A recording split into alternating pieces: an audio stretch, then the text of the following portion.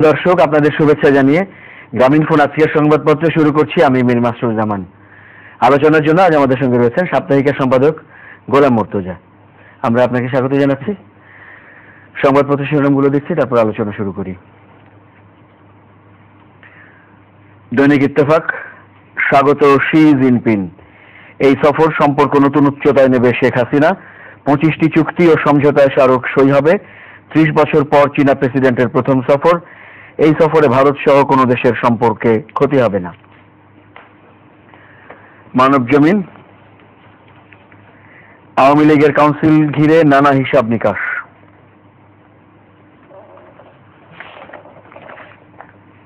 সাহিত্যের নোবেল পেলেন গীতিকবি Bob Dylan. সকালের খবর, 31 প্রকল্পে চীনের অর্থায়ন। আজ 1,82,000 কোটি টাকার চুক্তি। জয় জয় দিন, ঢাকা বেইজিং ঘনিষ্ঠতায় চাপে পড়বে নয়াদিল্লি। ভোরের কাগজ, থাইল্যান্ডে বছর জুড়ে শোক, রাজা ভূমিবলের জীবনাবসান। দৈনিক দিনকাল, 10 টাকার চাল, আওয়ামী লীগ নেতাদের মোটা তাজাকরণ প্রকল্প দুদু। দৈনিক সংগ্রাম, যথাযথ মর্যাদায় পবিত্র আশুরা পালিত। The independent, welcome president Xi Jinping. সংবাদপত্রের শিরোনামগুলো দেখলাম। তো প্রধান শিরোনাম আজ মূলত চীনের প্রেসিডেন্ট শি জিনপিং এর সফর, যেটি আজ হতে যাচ্ছে, এবং 30 বছর পর কোন চীনের প্রেসিডেন্ট বাংলাদেশ সফরে আসছেন। চীনের প্রেসিডেন্টের বাংলাদেশ সফর, সেটি সাধারণ গণমাধ্যমের প্রধান শিরোনাম হবে। এটি খুব স্বাভাবিক একটি বিষয়, এবং এই জায়গাটিতে ইত্তেফাক সম্ভবত অন্যদের চেয়ে একটু আলাদা জায়গায় আছে। ইত্তেফাক শিরোনাম করেছে, নিশ্চয়ই দর্শক এসে দেখতে পারবেন, পর্দায় দেখতে পারবেন যে শিরোনাম বাংলা ভাষার পাশাপাশি চাইনিজ ভাষাতেও শিরোনামটি করেছে। এটি চীনের প্রেসিডেন্টের প্রতি বাংলাদেশের গণমাধ্যমের এক ধরনের শ্রদ্ধা জানানো বা গুরুত্ব দেওয়ার বিষয়টি এর মধ্যে দিয়ে প্রকাশিত হচ্ছে। চীন হচ্ছে বর্তমান পৃথিবীর দ্বিতীয় অর্থনৈতিক শক্তি। 1 নম্বর শক্তি না হলেও তার আর্থিক যে সচ্ছলতা, তার অর্থের যে গতি, তার যে প্রবৃদ্ধি, সবকিছু মিলিয়ে চীন বর্তমান পৃথিবীতে সারা পৃথিবীর কাছেই খুব গুরুত্বপূর্ণ একটি দেশ।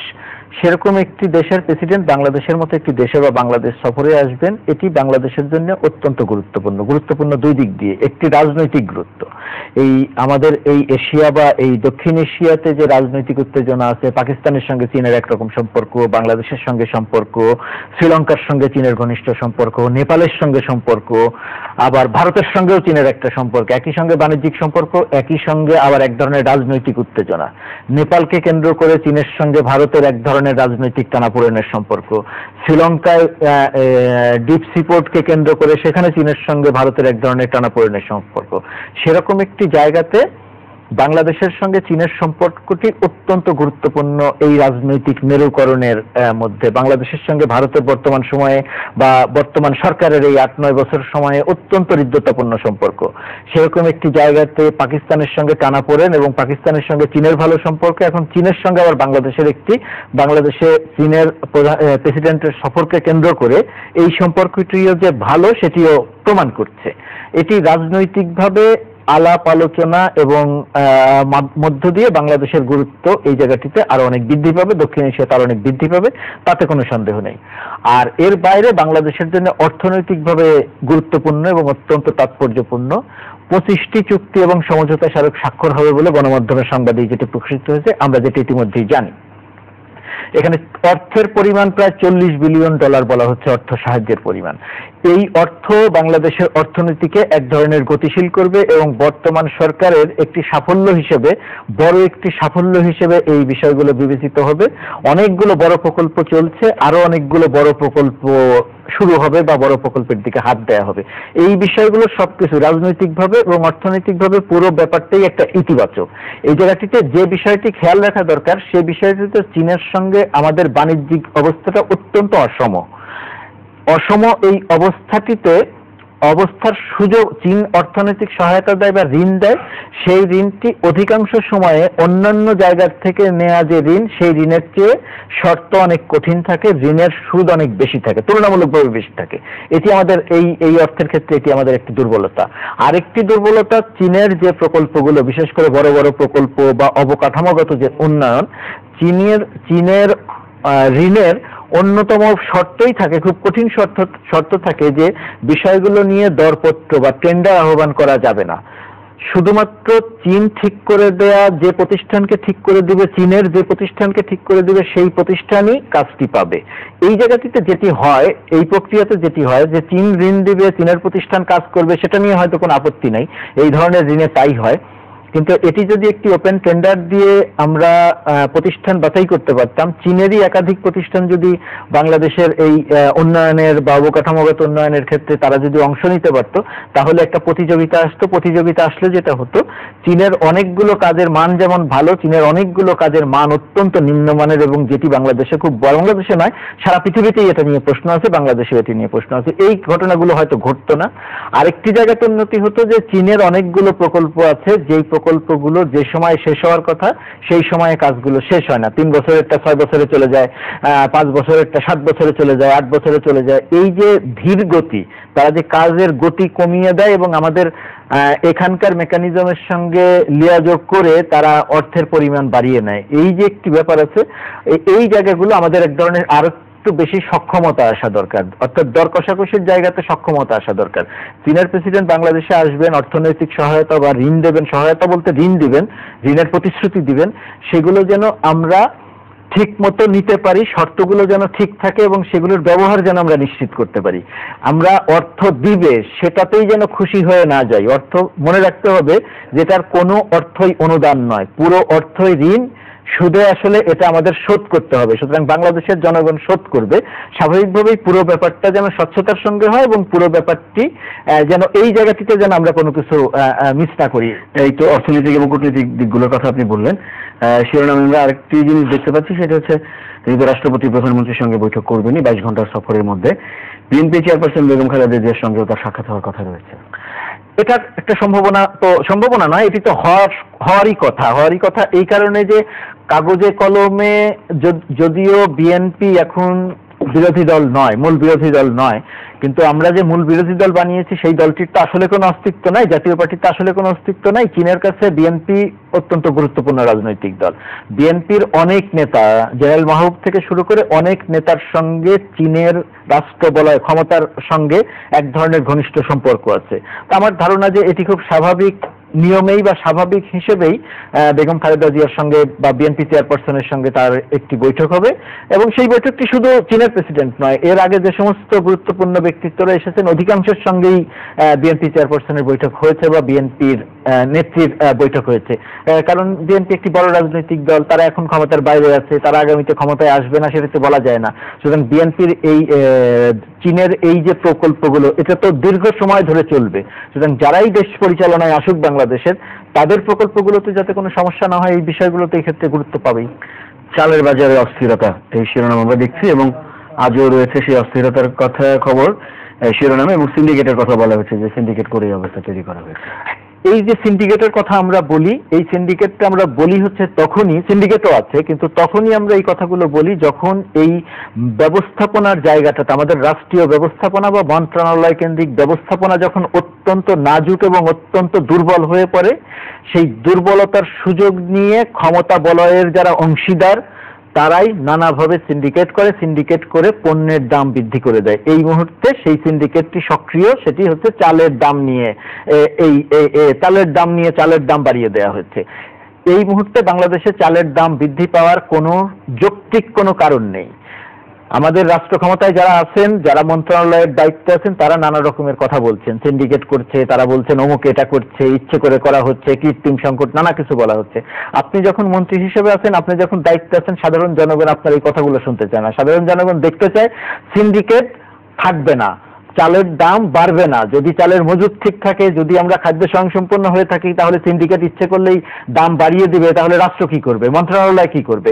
নিশ্চয়ই সিন্ডিকেট রাষ্ট্রের চেয়ে শক্তিশালী নয়। তাহলে আপনি সেই জায়গাতে ধরতে পারছেন না কেন? আপনি কথা বলছেন কেন? আপনার কথা জনগণ শুনতে চায় না। জনগণ ন্যায্য মূল্যে, সঠিক মূল্যে চাল পেতে চায়। যখন সেটি না পায় তখন সেটি নিয়ে কথা হয়। আর সেই কথার উত্তর কোনো অবস্থাতেই সিন্ডিকেট করে দাম বাড়ানো হচ্ছে সেটি নয়। আপনাদের কার্যকর উদ্যোগ দেখা দরকার। এটি একটি দিক। আরেকটি দিক, মাননীয় প্রধানমন্ত্রীর খুব গুরুত্বপূর্ণ একটি উদ্যোগ, যে 10 টাকা কেজিতে চাল। এই জায়গাটি অত্যন্ত প্রশংসনীয় একটি উদ্যোগ, কিন্তু এই উদ্যোগটি প্রধানমন্ত্রী নিয়েছেন অত্যন্ত সৎ উদ্দেশ্যে, জনমানুষের প্রতি এক ধরনের ভালোবাসার থেকে। কিন্তু বাস্তবে মাঠ পর্যায়ে গিয়ে নির্দেশনাটি পৌঁছায়নি। ঠিক কি কারণে প্রধানমন্ত্রী এই উদ্যোগটি নিয়েছেন?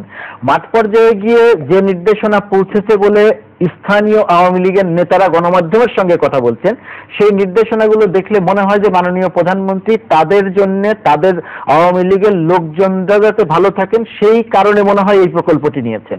বাস্তবে কিন্তু প্রধানমন্ত্রী সেই কারণে প্রকল্পটি নেননি, কিন্তু আওয়ামী লীগের নেতৃবৃন্দের কাছে এই নির্দেশনাটি গিয়ে পৌঁছেছে সেইভাবে। সেই কারণে তারা প্রকাশ্যে বলছেন যে আওয়ামী লীগের লোকজনই তো চাল পাবে। নিশ্চয়ই আওয়ামী লীগের লোকজন চাল পাবে। যারা গরিব, যারা দরিদ্র, যাদের পাওয়ার কথা তারা পাবে। আওয়ামী লীগ যারা করেন না, কিন্তু তারা দরিদ্র মানুষ। প্রধানমন্ত্রী কিন্তু এই প্রকল্পটি হাতে নেওয়ার সময় বলে দেননি যে আওয়ামী লীগের লোকজন পাবে, তিনি কিন্তু বলেছেন দরিদ্র জনগণ পাবে, যাতে তারা, যারা বেশি দাম দিয়ে চাল, 40 টাকা কেজি যারা চাল কিনতে পারে না, তাদেরকে 10 টাকা কেজি চাল দেওয়ার কথা বলা হয়েছে। কিন্তু বাস্তবে মাঠ পর্যায়ে নির্দেশনা পৌঁছেছে যে এটা আওয়ামী লীগের লোকজনদের দেয়া হবে। এই প্রকল্পটি থেকে আওয়ামী লীগের বা বাংলাদেশ সরকারের যে পরিমাণ লাভবান হওয়ার কথা ছিল ইমেজগত দিক দিয়ে, ঘটনাটি ঘটেছে সম্পূর্ণ তার উল্টো। এখন মানুষের উপকারের চেয়ে বেশি হয়ে গেছে এই চাল নিয়ে, 10 টাকা কেজির চাল নিয়ে অনেক বেশি লুটপাট হচ্ছে। আপনি চেয়ারম্যান, মেম্বার বা আওয়ামী লীগের নেতা তারা নিজেদের আত্মীয় পরিজন, সচ্ছল ব্যক্তিদেরকে এই কার্ড দিচ্ছেন, চাল দিচ্ছেন। এটি হচ্ছে মানুষের লোভ এবং হীনমন্যতা। যে আপনি একজন সচ্ছল মানুষ, আপনি একজন চেয়ারম্যান বা আপনি একজন আওয়ামী লীগের স্থানীয় নেতা, কিন্তু আপনি কোনো অবস্থাতেই 10 টাকা কেজি, 10 কেজি চাল বা 20 কেজি চাল বা 50 কেজি চালের লোভ সামলাতে পারছেন না। এটি রাজনীতিবিদদের জন্য যে কতটা লজ্জার, আমার ধারণা মাঠ পর্যায়ে যারা থাকছেন তারা বিষয়টি বুঝতে পারছেন না। এখন যেহেতু তারা বুঝতে পারছেন না, সেহেতু এই জায়গাটিতে রাষ্ট্রীয় হস্তক্ষেপ দরকার। এখন সবাই কথা বলছেন, কিন্তু এই যে অনিয়ম, অন্যায়, অবিচার, জালিয়াতি, তার বিরুদ্ধে কিন্তু ব্যবস্থা কিন্তু নেওয়া হচ্ছে না, যে জায়গাটি খুব হতাশার। অধ্যাপক আনু মাহমুদ, যিনি জাহাঙ্গীরনগর বিশ্ববিদ্যালয়ের অধ্যাপক এবং তেলগ্যাস বিদ্যুৎ বন্দর রক্ষা জাতীয় কমিটির সদস্য সচিব, তাকে হত্যার হুমকি দেওয়া হয়েছে। আমরা কিছু সংবাদপত্রে শিরোনাম দেখছি। বিষয়টি খুবই আতঙ্কের। এই জায়গাটিতে যে অনেকদিন পরে হত্যার হুমকি দেয়া হলো। এই যাবৎকালে আমরা দেখছিলাম হত্যার হুমকিগুলো রাজনৈতিক কারণে দেয়া হয়, ধর্ম বা অন্য কোনো কারণে দেয়া হয়। এই ক্ষেত্রে অধ্যাপক আনু মোহাম্মদকে যে হুমকি দেওয়া হচ্ছে, এই হুমকিটির নানাবিধ তাৎপর্য আছে। কয়েকদিন আগে ক্ষমতাসীন দলের একজন রাজনৈতিক নেতা বলেছেন, যারা এই রামপাল বিদ্যুৎ কেন্দ্রের বিরোধিতা করবে তাদের পিটিয়ে পা ভেঙে দেয়া হবে। এই যে একজন পা ভেঙে দিতে চাইছেন, আর একজন বা অন্য কোনো একটি গ্রুপ SMS পাঠিয়ে, ফোনে SMS পাঠিয়ে 2 বার তাকে হত্যার হুমকি দিচ্ছেন। সারাদিন ধরে, গতকাল সারাদিন ধরে এই ঘটনাটি ঘটেছে। আমি প্রত্যাশা করেছিলাম সকালবেলা যখন এটি জানা গেছে, তিনি যখন সামাজিক যোগাযোগ মাধ্যমে জানিয়েছেন, তখনই পুলিশি তৎপরতার মধ্য দিয়ে ওই নাম্বারটি শনাক্ত করা হবে, যে নাম্বার থেকে হুমকি দেওয়া হয়েছে, নাম্বারটি শনাক্ত করা হবে এবং তার ব্যবস্থা নেওয়া হবে। কতখানি পুলিশ তৎপর সেই তথ্য আমার কাছে নাই, কিন্তু আমি দেখেছি যে রাতের বেলাতেও দ্বিতীয়বার আরেকবার তিনি হুমকি পেয়েছেন। তার মানে ওই ফোন নাম্বারটি ট্র্যাক করা হয়েছে বলে মনে হচ্ছে না। না হলে প্রত্যাশা করি যে সেটি দেখা হবে। এখানে আরেকটি ব্যাপার উল্লেখ করতে চাই, যারা রামপাল বিদ্যুৎ কেন্দ্রের বিরোধিতা করছেন তারা তথ্য এবং যুক্তি দিয়ে বিরোধিতা করছেন। এখানে কিন্তু তারা কোনো হট্টগোল করছেন না, তারা কোনো ভাঙচুর করছেন না, তারা সরকার পতনের আন্দোলন করছেন না। তারা তথ্য, যুক্তি এবং প্রমাণ দিয়ে বলছেন এটি সুন্দরবনের জন্য ক্ষতিকর। যারা এর বিপক্ষে, রামপাল বিদ্যুৎ কেন্দ্রের পক্ষে, তারা যুক্তি দিয়ে প্রমাণ করতে পারেন বা যুক্তি দিয়ে প্রমাণ করুক যে আনু মোহাম্মদরা যে আন্দোলন করছেন সেই আন্দোলনের তথ্য ঠিক নয়। আপনি যদি যুক্তি দিয়ে প্রমাণ করতে না পারেন, যুক্তি দিয়ে প্রমাণ করতে পারবেন না, তথ্য দিতে পারবেন না, উপাত্ত দিতে পারবেন না, তার পা ভেঙে দিতে চাইবেন বা কখনো কখনো পিটিয়ে পা ভেঙে দেবেন, আবার কেউ হুমকি দিবে যে তাকে হত্যা করা হবে, এটির কিন্তু শেষ পর্যন্ত গিয়ে পুরো দায়ভার কিন্তু সরকারের উপরে পড়বে। প্রত্যাশা রাখতে চাই এই বিষয়টি যেন আর দীর্ঘ না হয়। যারা হুমকি দিচ্ছেন, যে হুমকি দিচ্ছেন, এটি যদি কোনো সংগঠিত দলের হয়ে থাকে সেটিও শনাক্ত করা হবে, ধরা হবে এবং তার নিরাপত্তা নিশ্চিত করা হবে। সুতরাং আপনি রাষ্ট্র একটি কাজ করছে, সেই কাজটিকে জনগণের একটা অংশ বা জনগণ যদি মনে করে যে কাজটি ঠিক হচ্ছে না, তাহলে সেটার বিরোধিতা করার অধিকার প্রতিটি নাগরিকের আছে। আনু মোহাম্মদ যে কাজ করছেন সেই কাজ করার অধিকার নিশ্চয়ই তার আছে, কিন্তু তাকে হত্যা করার অধিকার বা হত্যা করার হুমকি দেওয়ার অধিকার কারণে এটি আইন বিরুদ্ধ। আনু মোহাম্মদ যা করছেন আইনের মধ্যে থেকে করছেন, তার সঙ্গে যুক্তি দিয়ে তর্ক করেন, তর্ক করে তার যুক্তি খণ্ডন করেন, কিন্তু তাকে হত্যা করার হুমকি দিয়ে আপনি যে কোনো যুক্তি দিতে পারছেন না, আপনার কাছে যে কোনো যুক্তি তথ্য প্রমাণ নেই সেটি প্রমাণ করছেন, সেই জায়গাটিতে রাষ্ট্রের ভূমিকা প্রত্যাশিত। অনেক ধন্যবাদ আজকে আলোচনার জন্য। প্রিয় দর্শক, আপনাদেরও ধন্যবাদ আমাদের সঙ্গে থাকার জন্য। ভালো থাকবেন সবাই। গ্রামীণফোন আজকের সংবাদ